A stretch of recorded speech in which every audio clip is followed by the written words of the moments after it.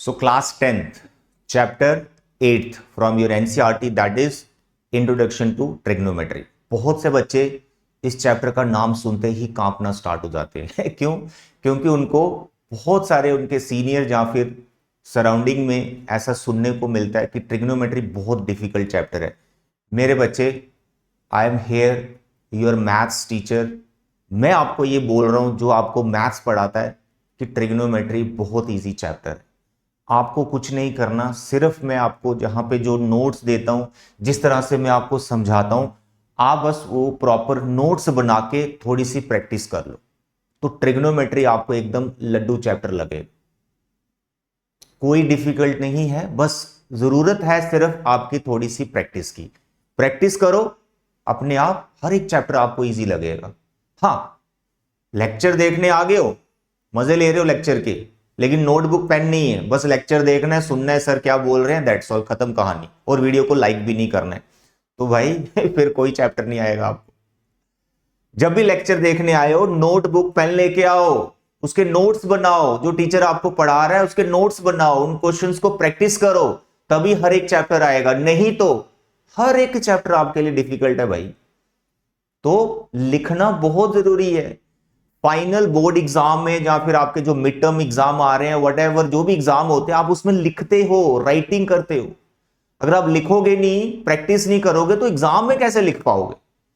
So my dear, trigonometry या फिर कोई और चैप्टर, ये सभी बहुत इजी हो जाते हैं जब आप इनकी प्रैक्टिस करते हो। कम प्रैक्टिस होगी, डिफिकल्टी बनी रहेगी। तो मेरे बच्चे, चैप्टर ट्रिग्नोमेट्री ये मैं आपको अभी पढ़ा रहा हूं। इससे पहले मैंने आपको ये 6 चैप्टर पढ़ा दी। मैंने मैथ्स की रिस्पॉन्सिबिलिटी ले रखी है आपके, तो आपको अभी मिड टर्म एग्जाम को क्रैक करना है, जिसमें आपको 80 आउट ऑफ 80 स्कोर करना।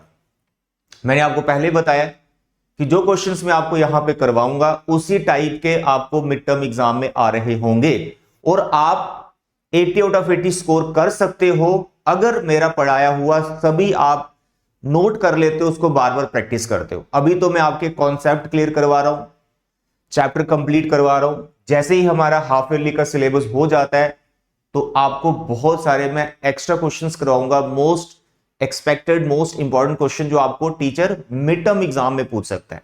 तो इसलिए मिड टर्म की टेंशन भूल जाओ, अभी आपको जो मैंने पढ़ाया है उसके प्रॉपर नोट्स बना के रखो, बार बार उन क्वेश्चंस को प्रैक्टिस करो। आने वाले जो चैप्टर्स हैं वो भी मैं आपके कंप्लीट कर दूंगा। अगर कोई ऐसा चैप्टर जो लेटर सपोज आपको मिड टर्म में आ रहा है और मैंने अभी कवर नहीं किया है, प्लीज आप उस चैप्टर का नाम कमेंट बॉक्स में लिख दें, ताकि वो चैप्टर्स के लेक्चर्स भी मैं आपको दे दूं। ठीक है, तो अभी हमारा चल रहा है trigonometry, very easy. First lecture में मैंने इसकी इंट्रोडक्शन में ट्रिग्नोमेट्रिक रेशियोज क्या होती हैं, कैसे उनको लर्न करना है, सब करवाया। आप देख सकते हैं सभी नोट्स यहां पर हैं। ठीक है, ये सब हो गया है। तो उसके बाद 8.1 इसके जो मोस्ट इंपॉर्टेंट क्वेश्चंस हैं वो मैंने आपको समझाए। ये आपको 100% आने चाहिए, इन्हीं में से कोई क्वेश्चन आपको मिड टर्म में अभी मिल जाएगा। तो अभी हम शुरुआत कर रहे हैं 8.2 एक्सरसाइज की। तो लास्ट लेक्चर था मेरा जिसमें मैंने ट्रिग्नोमेट्री टेबल कैसे लर्न करना है, ये वैल्यूज कहां से आती हैं, ये सब समझाया, और इस पे एक ये छोटी सी एग्जाम्पल करवाई थी। एक्सरसाइज 8.2 क्वेश्चन नंबर 1 का 5th पार्ट है, ये बहुत इंपॉर्टेंट है, इसको अच्छे से करना है। ठीक है, तो अभी मैं आपको नेक्स्ट 8.2 के जो मोस्ट इंपॉर्टेंट क्वेश्चन है जो टीचर आपको एग्जाम में दे सकता है, वो इस लेक्चर में कवर करने वाला हूं। मेरे प्यारे और दुलारे बच्चे, सिर्फ मैंने 3 क्वेश्चन सिलेक्ट किए, और एक्सरसाइज 8.2 देखेंगे तो उसमें 2 क्वेश्चन सिलेक्ट किए मैंने। एक ये वाला फर्स्ट जो क्वेश्चन है उसका 3rd पार्ट है, इसमें बच्चों को प्रॉब्लम आती है क्योंकि इसका आंसर नहीं बनता, रैशनलाइजिंग वगैरह करना पड़ता है, तो ये क्वेश्चन आपको जरूर कर लेना है। ठीक है, उसके बाद एक क्वेश्चन मैंने और सिलेक्ट किया है, वो करना है, प्लस एक मैंने एक्स्ट्रा क्वेश्चन रखा है जो आपकी बुक में नहीं है, तो इसलिए उस क्वेश्चन भी करना है। सिर्फ 3 क्वेश्चन आज आपको प्रैक्टिस करने। अगर आपको ये 3 क्वेश्चन आते हैं तो एक्सरसाइज 8.2 आप बड़े आराम से कर लोगे। अब मैं ये नहीं बोल रहा हूं कि आपको सिर्फ 8.2 के 3 क्वेश्चन ही करने हैं, मैं आपको ये बोल रहा हूं कि अगर ये 3 आते हैं तो 8.2 आपको आती है, तो आपकी ड्यूटी बनती है तो जो बाकी वाले क्वेश्चंस हैं फॉर प्रैक्टिस उनको कर लेना, प्रैक्टिस के लिए उनको कर लेना है कि हाँ थोड़ी हमारी प्रैक्टिस हो जाएगी। ठीक है, फिर भी अगर आपको कोई क्वेश्चन में डाउट आता है आप मुझे बता सकते हैं, मैं उसको भी सॉल्व करके बता दूंगा। तो अभी आप देखें मोस्ट इंपॉर्टेंट क्वेश्चंस कैसे हमने सॉल्व करने। मेरे प्यारे और दुलारे बच्चे ध्यान से सुनिए। इसमें आप देख ही रहे हैं, इसमें कैलकुलेशन प्रॉब्लम आती है स्टूडेंट्स को, तो देखें कैसे करना है। सबसे पहले तो ये टेबल से आपको वैल्यू देखनी, cos 45 1/√2, sec 30 जो कि cos 30 का उल्टा होता है, तो cos 30 आपको पता होना चाहिए √3/2, तो sec 30 होता है 2/√3 प्लस cosec 30, cosec 30 जो sin 30 का रेसिप्रोकल होता है, sin 30 की वैल्यू 1/2 होती है, तो इसकी वैल्यू 2 होगी, यानी 2/1 लिख सकता। तो सबसे पहले आप वैल्यूज डालेंगे, वैल्यूज डालने के बाद ये जो न्यूमिनेटर पार्ट है इसका कुछ नहीं हो सकता, ये 1/√2 ही रहेगा, और जो डिवाइड में आपको दिख रहा है ये दो फ्रैक्शन टाइप दिख रही है, आप इनको एक सिंगल फ्रैक्शन में बदलें, ठीक है। जैसे यहाँ पे √3 इन दोनों का आप एडजस्ट कर सकते हैं, डिनोमिनेटर सेम बना लिया, और यहां पर आ गया आपके पास 2 + 2√3। अब ये 4 नंबर डिवाइड में आ गए, तो दैट यू नो कि ये वाला नंबर यहाँ पे रेसिप्रोकल में लिख दिया जाएगा मल्टीप्लिकेशन के साथ। तो आई कैन राइट 1/√2 मल्टीप्लाई, ये √3 चल जाएगा न्यूमिनेटर में, और यहां पर ये दोनों टर्म आ जाएंगे 2 + 2√3। ऐसा बहुत सारे बच्चे कर लेते हैं, बट इसके बाद उनको प्रॉब्लम आती है कि सर आगे आंसर नहीं बन रहा। ध्यान से वक्त देखते जाइए, सुनिए। जैसे ये आप देख रहे हैं दो टर्म्स का ये फैक्टर बना हुआ है, ये √2 है, तो अब ऐसा करो ये √2 अंदर मल्टीप्लाई कर दो पहले, ठीक है, आराम से समझो।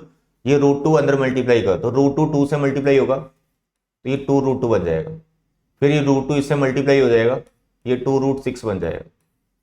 आता समझ? ये तो कर लोगे ना, √2 को इन दोनों से मल्टीप्लाई कर दिया। अब इन दोनों में आप देखो 2 दोनों के पास है, वो कॉमन ले लो, जो कि मैं पहले भी ले सकता था, लेकिन अब मल्टीप्लाई करने के बाद कॉमन लो, एक स्टेप बढ़ा दो, कोई दिक्कत नहीं, दैट्स ऑल। अब ये जो फैक्टर आपको दिख रहा है, तो इसको आपको रैशनलाइजिंग करना है, जैसे आपने 9th क्लास में बहुत बार किया होगा। तो यही है इसका टर्निंग पॉइंट कि रैशनलाइजिंग में प्रॉब्लम आती है, तो कोई प्रॉब्लम नहीं है, 9th में खूब आपने प्रैक्टिस कर रखा होता है बच्चे। तो इसको हम करेंगे √2 - √6, √2 - √6। जब भी आप दो टर्म वाले को रैशनलाइजिंग करते हो, जैसे ये है, ये दो टर्म्स हैं, ये भी दो टर्म्स है, तो यहां पर हमेशा आइडेंटिटी बनती है a + b a - b, जो कि आपको पता है क्या होती है, a + b a - b, बताओ क्या होता है, a² - b², ठीक है। तो ये वाला बनेगा a² - b², और ये 2 साथ में है, इसको ऐसे ही हमने रहने देना है। तो देखें इसके बाद जो आएगा √3, और यहां पर है √2 - √6, राइट।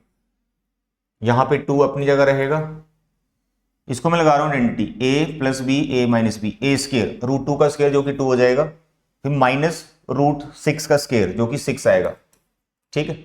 अब इसको अंदर मल्टीप्लाई कर दो, √3 √2 √6, इसको इससे कर दीजिए, 6 3 = 18, √18। डिवाइड में देखें आप 2, और यहां पे -4 बच रहा है, ठीक है, तो ये भी 8 हो जाएगा। अब देखते जाइए, √18 और √6, इनमें √18 को आप देखो कि ये फर्दर ब्रेक हो जाएगा, क्योंकि जो 18 होता है दैट इज 9 × 2, तो 18 को तुम 9 × 2 लिख के 9 को आप बाहर लिख सकते हैं 3√2, ठीक। तो 18 को √18 को यू कैन राइट 3√2, ये बन गया -8, ये वाला माइनस आप ऊपर मल्टीप्लाई करेंगे तो ये वाली टर्म प्लस हो जाएगी, इसको पहले लिख लो, और ये टर्म माइनस की हो जाएगी, इसको बाद में लिख लो, दैट्स ऑल। और डिवाइड में आ गया 8, तो दिस इज योर आंसर। ये क्वेश्चन आप कम से कम 5 बार प्रैक्टिस करो, 5 बार, उसके बाद ये क्वेश्चन आपको परमानेंटली याद भी हो जाएगा, सारे स्टेप्स क्लियर हो जाएंगे कैसे करना है। कम से कम 5 बार इसको प्रैक्टिस जरूर करना, और एक क्वेश्चन बहुत बार एग्जाम में पूछा जाता है, ठीक है। नेक्स्ट क्वेश्चन रखा है मैंने, क्वेश्चन नंबर 3 आपका 8.2 का। ये भी बहुत इजी है, लेकिन कई बार बच्चा कंफ्यूज होता है, कंफ्यूजन नहीं बट होनी चाहिए आपको। ध्यान से देखो क्या लिखा हुआ है। सबसे पहले आपको देखो tan a + b दिया हुआ है। कुछ बच्चों को थोड़ी कंफ्यूजन होती है कि ये जो फैक्टर लिखा है ना a + b, ये इस tan के साथ मल्टीप्लाई में है। जब मैंने आपको ये चैप्टर स्टार्ट करवाया, ट्रिग्नोमेट्रिक रेशियो समझाई, उस टाइम भी मैंने आपको बताया था कि ये tan और साथ में जो उसका एंगल है ये मल्टीप्लाई में नहीं होते हैं। तो इसलिए आप अगर सोच रहे हैं कि tan को मैं a और b से मल्टीप्लाई कर दूं, ऐसा बिल्कुल भी नहीं है। tan का वो एंगल है, एंगल को बस 2 पार्ट्स में ब्रेक किया हुआ, तो ये मल्टीप्लाई में नहीं होते हैं। इसको कैसे करना है मेरे बच्चे, अगर मैं आपको बोलूं, ध्यान से समझो, tan theta is equal to 1, ऐसे कहीं लिखा है मैंने, tan theta is equal to 1 ऐसे लिखा है मैंने कहीं। तो मैं आपको पूछूं या tan कितने एंगल पे 1 होता है, तो आप मुझे फटाक से यहां बता पाएंगे। टेबल से आप वैल्यूज देखेंगे कि tan 1 किस एंगल पे होता है, तो आप देखेंगे 45 डिग्री पे होता है। तो आप इस थीटा को क्या लिख लोगे, 45 डिग्री, क्योंकि tan थीटा आपको 1 दिया हुआ है, तो आपको ये सोचना है कि tan कितने डिग्री पे 1 होता है, तो 45 डिग्री पे होता है। तो यहां पे जो थीटा अननोन है इसकी वैल्यू 45 डिग्री। सेम कॉन्सेप्ट यहां पे अप्लाई होना है। यहां पे एंगल देखने में थीटा नहीं है, 2 टर्म्स का बना है, कल को 3 टर्म्स का भी हो सकता है और थोड़ा सा मिक्स्ड वगैरह हो सकता है। आपको बस ये देखना है tan कितने एंगल पे √3 होता है, जैसे आपने यहां पे देखा। तो tan कितने एंगल पे √3 होता है, कितने डिग्री पे √3 होता है, टेबल से आपको देखना है। आप देखेंगे 60 डिग्री पे होता है, तो आपको यहाँ पे ये वाला जो एंगल है इसको 60 डिग्री के इक्वल ले लेना, बस ये काम आपका। आधे समझ? तो ये फर्स्ट इक्वेशन हो गई। तो यहाँ पे tan ये √3 दोनों गायब हो जाएंगे, जो इसका एंगल है इक्वल टू सम डिग्री हो जाएगा, दैट डिपेंड्स यहाँ पे क्या नंबर लिखा हुआ। सेम स्टोरी दूसरे पार्ट में है। यहाँ पे आपको दिया है tan a माइनस बी जो है 1/√3। तो आपको पूछा जाएगा tan कितने पे 1/√3 होता है, तो आप बोलेंगे 30 डिग्री पे, दैट्स ऑल। ये स्टेप अगर कोई बच्चा कर लेता है उसके बाद ये क्वेश्चन करना बहुत आसान होता है, क्योंकि आगे आप पहुंच गए हैं लीनियर इक्वेशन इन 2 वेरिएबल। ये 2 वेरिएबल आपके लिए a और b, तो आपको इनको ढूंढना है। आप एलिमिनेशन मेथड या सब्स्टिट्यूशन मेथड कोई मेथड लगा के इनको ढूंढ सकते हो। आप जस्ट इन दोनों को ऐड कर दो, तो एलिमिनेशन मेथड यहां पे अप्लाई हो रहा है। तो जैसे मैं इन दोनों को ऐड करूंगा, a + a 2a होगा, ये b प्लस का ये b माइनस का ये कैंसिल हो जाएगा, 60 और 30 90 डिग्री, तो a आपका 45 डिग्री आ जाएगा। ठीक, तो जैसे a 45 डिग्री आ गया, इसको आप फर्स्ट या सेकंड में पुट कर दो, तो आप यहां से b भी फाइंड कर सकते हैं। तो b का वैल्यू आ गया 15 डिग्री। बस इतना छोटा क्वेश्चन है। Is it clear?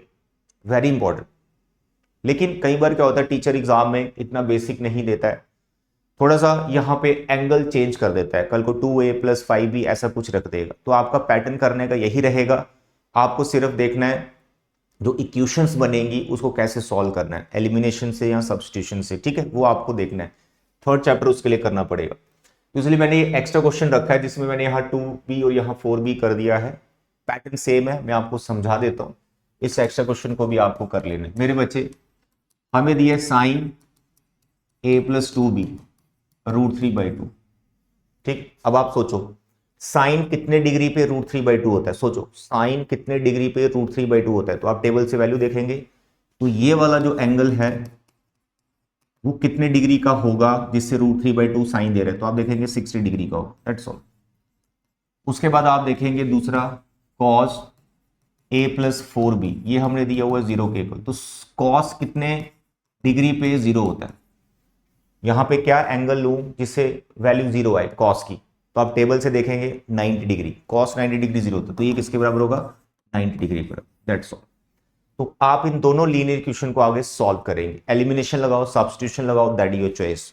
अगर आपको एलिमिनेशन मेथड या सब्स्टिट्यूशन मेथड नहीं आता है तो मेरे बच्चे लीनियर इक्वेशन चैप्टर मैंने डिटेल में पढ़ाया हुआ है, एकदम परफेक्ट तरीके से एक्सप्लेन किया हुआ है कि what is elimination method, what is substitution method, वहां से आप वो मेथड्स भी सीख सकते हैं। ठीक है, तो इन दोनों इक्वेशन को आगे आपने सॉल्व करना है और a और b को ढूंढना है। ठीक है, तो ये था बच्चे आज का लेक्चर जिसमें एक्सरसाइज 8.2 के मोस्ट इंपॉर्टेंट क्वेश्चंस आपको करवाए गए हैं।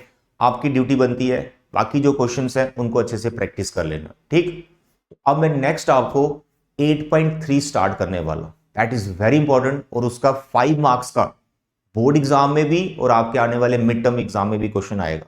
तो इसलिए 8.3 के सभी क्वेश्चंस बहुत अच्छे से प्रैक्टिस करने हैं। उसमें मैं ये नहीं बोलूंगा कि ये इंपॉर्टेंट है ये इंपॉर्टेंट है, सभी क्वेश्चंस करने हैं और मैं सभी क्वेश्चंस 1 बाय 1 आपको सॉल्व करके यहां पे बताऊंगा। आपने कुछ नहीं करना, प्रॉपर नोट्स बनाने। ठीक है, तो आज के लिए इतना बच्चे, thank you, bye bye and take care.